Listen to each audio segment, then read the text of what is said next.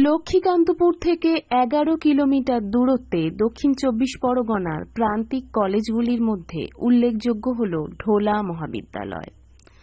ঢোলা সুন্দরবনের একটি প্রবেশদ্বার, তবে সামাজিক, অর্থনৈতিক, শিক্ষাগত দিক থেকে এই এলাকাটি ছিল পিছিয়ে পড়া।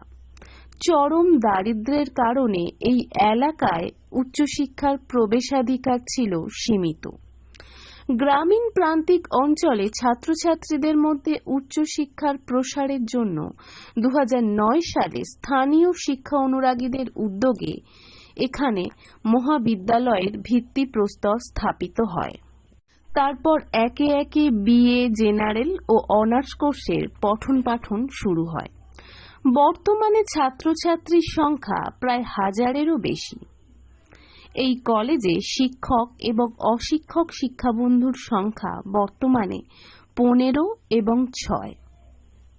স্নাতক কোর্সে বাংলা, ইংরাজি, ইতিহাস, ভূগোল বিষয়ে সাম্মানিক বিএ অনার্স বা মেজর এবং দর্শন, শিক্ষাবিজ্ঞান, রাষ্ট্রবিজ্ঞান, বাংলা, ইংরাজি, ইতিহাস, ভূগোল, অ্যারাবিক ইত্যাদি বিষয়ে বিএ জেনারেল বা মাল্টিডিসিপ্লিনারি কোর্স রয়েছে। ছাত্রছাত্রীরা তাদের প্রয়োজনে গ্রন্থাগার থেকে পাঠ্য বই সংগ্রহ করতে পারে। এছাড়া কম্পিউটার, আইসিটি সহযোগে পঠন পাঠনের সুব্যবস্থা রয়েছে।